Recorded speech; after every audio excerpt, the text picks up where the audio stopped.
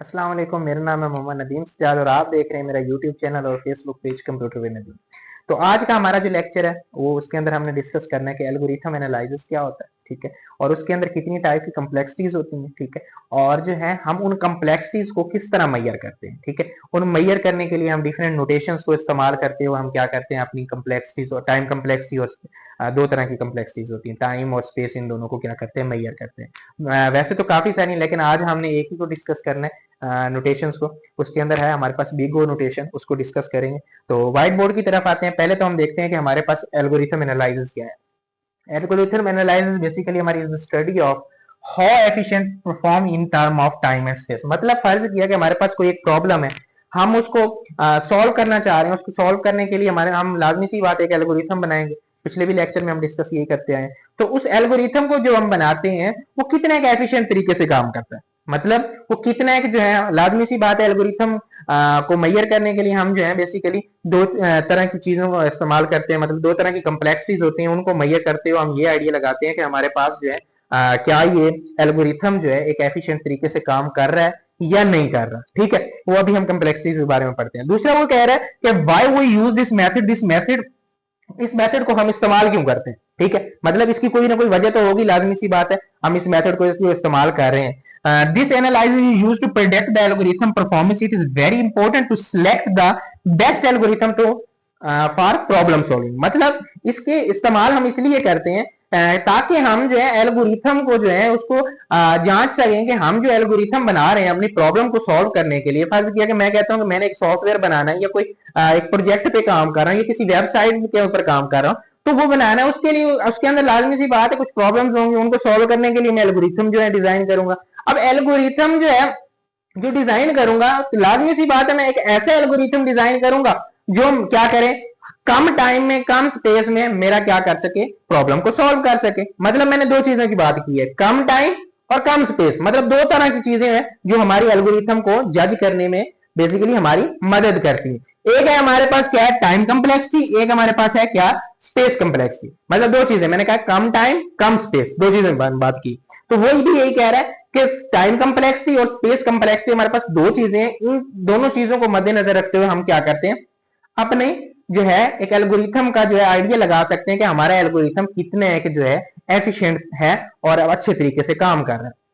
तो उसके लिए हम क्या करते हैं, एक हमारे पास नोटेशन है बिग ओ नोटेशन, जिसको इस्तेमाल करते हुए हम जो है इन दो कम्प्लेक्सिटीज को, टाइम कम्प्लेक्सिटी और स्पेस कम्प्लेक्सिटी को मैयर करते हैं, ठीक है। वैसे तो हमारे पास जो है बिग ओ नोटेशन और भी नोटेशन है, ठीक है। हमारे पास जो है, मैं इसको पहले थोड़ा सा एक आपको ओवरव्यू दे देता हूँ कि हमारे पास कौन कौन सी नोटेशन है। फर्ज किया कि मेरे पास एक एग्जाम्पल है, मैं कहता हूँ कि मेरे पास एक कमरा है, मैंने उस कमरे को डेकोरेट करवाना है। मैं एक लाजमी सी बात है एक जो है बेसिकली डिजाइनर को बुलाऊंगा, मैं उसे कहूंगा कि मुझे जो है ये कमरा डेकोरेट करके दो, ठीक है।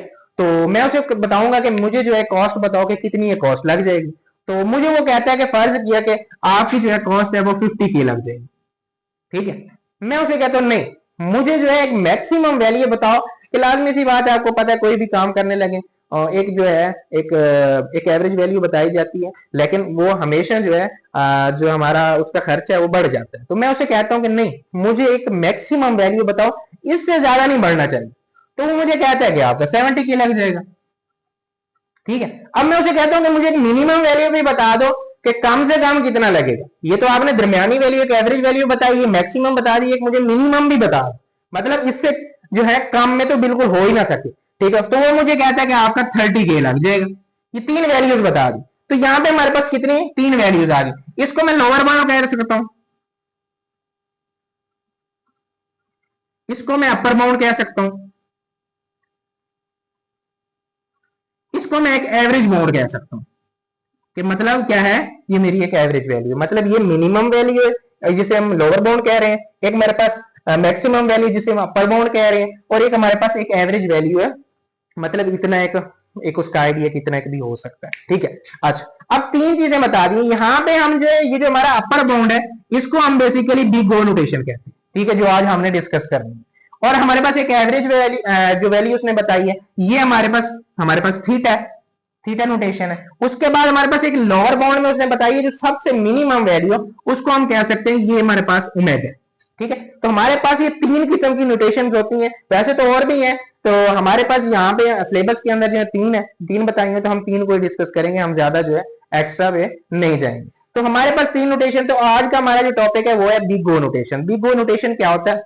बिग ओ नोटेशन एक ऐसी नोटेशन है, इसे हम बेसिकली असिम्प्टोटिक नोटेशन भी बोलते हैं, ठीक है, इसका दूसरा नाम जो है। तो हम क्या कर सकते हैं, इस नोटेशन को इस्तेमाल करते हुए हम क्या करते हैं, अपनी टाइम कम्प्लेक्सिटी और स्पेस कम्प्लेक्सिटी दोनों चीजों को क्या करते हैं, हम मालूम करते हैं कि हमने जो एल्गोरिथम बनाया है अपनी प्रॉब्लम को सॉल्व करने के लिए, तो उसके अंदर जो है हमारे पास वो कितने कम टाइम लेगा या कितने ज्यादा टाइम लेगा या कितनी स्पेस लेगा, ठीक है, इन दोनों चीजों को हमने मेजर करना है, वो हम क्या करेंगे, बिग ओ नोटेशन। तो इसको हम एक ग्राफ के जरिए समझेंगे। तो हमारे पास टोटल जो है चार इक्वेशन है, इन इक्वेशन को इस्तेमाल करते हुए हम क्या करेंगे, अपना जो है टाइम कम्प्लेक्सिटी और स्पेस कम्प्लेक्सिटी दोनों निकाल सकते हैं। अब फर्ज किया पहले ही हमारे पास जिसे हम बिग ओ 1 कांस्टेंट टाइम है, इसको हम ऑर्डर 1 भी बोल सकते हैं, हमारे पास दूसरा नाम इसको ऑर्डर 1 कहते हैं, ठीक है।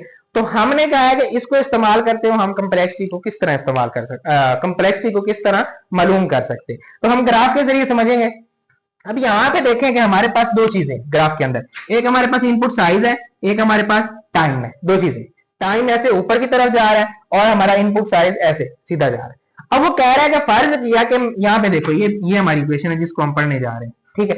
हम कहते हैं कि फर्ज किया कि मेरे पास इनपुट साइज है वो मैं बढ़ाता जा रहा हूँ, ठीक है, मैं इस इनपुट साइज को क्या कर रहा हूँ, बढ़ा रहा हूँ, ठीक है। तो यहाँ पे देखें ये हमारा जो बिग ओ इंटू 1 है जिसे हम ऑर्डर 1 कह रहे हैं, इसमें जो है टाइम के अंदर कोई चेंजिंग नहीं आ रही। मतलब हम इनपुट साइज जितना मर्जी बढ़ाता जाए, इनपुट साइज का पहले भी मैंने बताया था, इनपुट साइज क्या होता है, वो नंबर ऑफ स्टेप्स होते हैं जो एल्गोरिथम के अंदर यूज करते हैं किसी भी प्रॉब्लम को सॉल्व करने के लिए। तो अगर हम फर्ज किया उन स्टेप्स को जितना मर्जी बढ़ाते जाएं, हमारा जो है टाइम के अंदर, यहाँ पे देखें इस इक्वेशन के अंदर अगर हम उसको जानने की कोशिश करें टाइम कम्प्लेक्सिटी और स्पेस कम्प्लेक्सिटी, तो यहाँ पे कोई चेंजिंग नहीं आ रही टाइम के अंदर, ठीक है। हमारा क्या हो रहा है, बेसिकली साइज तो इनपुट साइज तो बढ़ रहा है, लेकिन हमारा टाइम के अंदर कोई चेंजिंग नहीं आ रही। मतलब हमारे इनपुट साइज जितना मर्जी बढ़ाते जाएंगे, हमारे टाइम के ऊपर कोई उसका असरअंदाज नहीं होगा। तो उसके बाद आ जाता है हमारे पास सेकंड पे, जिसे हम ऑर्डर ऑफ एन भी बोलते हैं और लीनियर टाइम भी बोलते हैं बेसिकली। इसके अंदर क्या होता है हमारे पास, यहाँ पे देखे ये हमारा बेसिकली ऑर्डर ऑफ एन है, ठीक है, बिग ओ एन जिसे बोलते हैं टू एन। तो यहाँ पे देखिए इसके अंदर क्या होता है कि हमारे पास जिस तरह इनपुट बढ़ती जा रही है, इनपुट हमारी ये है, ये इस तरफ जा रही है, ये हमारा टाइम है, ठीक है। तो यहाँ पे देखिए ये बढ़ता जा रहा है मुसलसल, मतलब जिस तरह इनपुट हमारी बढ़ती जाएगी, टाइम क्या, ये हमारा बेसिकली इसके अंदर क्या है, टाइम जो है वो टाइम बहुत ज्यादा मिकदार में क्या होता जाएगा, बढ़ता जाएगा। मतलब जितना स्टेप हम जो है इनपुट के अंदर बढ़ाएंगे उतना ही हमारा क्या होगा, टाइम बढ़ता जाएगा, ठीक है। तो ये था हमारा big O N linear time जिसे हम बोलते हैं। इसके अंदर हमारे लोगारिथमिक टाइम के अंदर जिसे हम बिग ओ लॉग एन भी कहते हैं, इसके अंदर होता क्या है कि हमारे पास एक टाइम तक फर्ज किया, मैं एक वक्त तक मैं कह रहा हूं कि हमने फर्ज किया ये पे हमारे पास ये वाला है, ठीक है। यहाँ पे देखें कि ये क्या हो रहा है, हम जिस तरह इनपुट साइज बढ़ाते जा रहे हैं टाइम भी हमारा बढ़ता जा रहा है, लेकिन एक जो है एक लिमिट आ जाएगी इस लिमिट तक, ठीक है। इस लिमिट के बाद क्या होता है, हमारे पास जितना मर्जी जो है हम इनपुट साइज बढ़ाते जाएंगे, हमारा जो है उसके ऊपर बेसिकली टाइम जो है वो कोई इतना ज्यादा नहीं बढ़ेगा, एक लिमिट्स में बढ़ेगा। फर्ज किया मैं इसको समझा देता हूं आपको, मेरे पास है, मैं कहता हूं कि लॉग एन को इस्तेमाल करते हुए मैं कहता हूं कि मैंने लॉग लिया है 10 का, तो इसकी वैल्यू आपको पता है कि 1 आएगी। अब मैं यहाँ पे कहता हूं कि मैं लॉग 100 कर लेता हूं, तो इसकी वैल्यू 2 आएगी। अब यहाँ पे देखें कि मैंने क्या किया है, लॉग 10 की क्या लिया, 1 लिया, ठीक है। मतलब उसके बाद मैंने क्या कह दिया, 100 कर दिया, लॉग 100। स्टेप्स कितने बढ़ा दिए, पहले 10 थे, अब मैंने 100 कर दिए, मतलब 9 स्टेप बढ़ा दिए, लेकिन जो है उसकी बेसिकली टाइम के अंदर जो है कोई ज्यादा चेंजिंग नहीं आई। यहाँ पे 1 था, यहाँ पे क्या आया, 2 आया, ठीक है। इसी तरह मैं अगर लॉग जो है 1000 कर लेता हूं तो ये क्या हो जाएगा, 3 हो जाएगा। मतलब मैं नंबर ऑफ स्टेप्स तो बढ़ा रहा हूं लेकिन टाइम के अंदर माइनर सा चेंजिंग आ रही है, ठीक है, मतलब छोटी सी, इतनी ज्यादा चेंजिंग नहीं आ रही। तो हम इसके अंदर बेसिकली क्या होता है, हम कम्प्लेक्सिटी को मेजर इस तरीके से करते हैं। उसके बाद हमारे पास इधर हमारा जो सिलेबस का लास्ट क्वेश्चन है वो है big O N square quadratic time है। इसके अंदर क्या होता है कि हमारे पास नंबर ऑफ इनपुट साइज, फर्ज किया कि मैं कहता हूं कि मुझे एक जो है फर्ज किया कि स्टूडेंट्स, नंबर ऑफ स्टूडेंट्स जो है मेरे क्लास में है, मैं कहता हूँ कि मेरे पास 10 स्टूडेंट है, उन 10 में से मैंने क्या करना है, ऐसे जो है स्टूडेंट को ढूंढना है जिनका जो है 90% मार्क्स से ज्यादा है, ठीक है।